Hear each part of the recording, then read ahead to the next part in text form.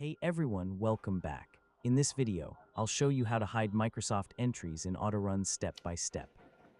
Hiding Microsoft entries makes it much easier to focus on third-party startup items when you're troubleshooting slow startup times or unwanted applications.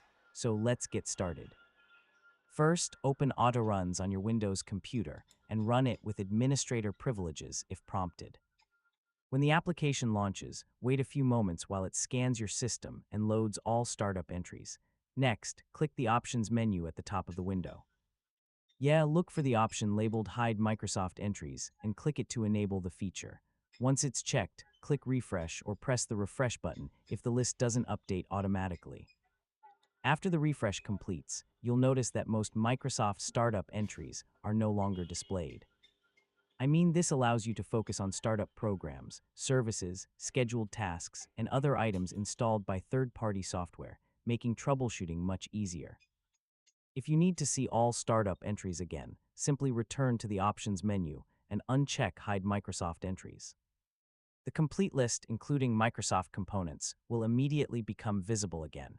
While reviewing the remaining entries, take your time before disabling or deleting anything.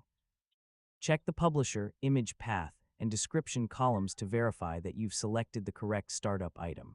Avoid making changes unless you're confident you understand what the entry does. And that's it. You now know how to hide Microsoft entries in Autoruns and simplify the startup list for faster troubleshooting. If this tutorial helped you, don't forget to like the video, share it with your friends, and subscribe for more easy tech guides. Thanks for watching, and I'll catch you in the next one.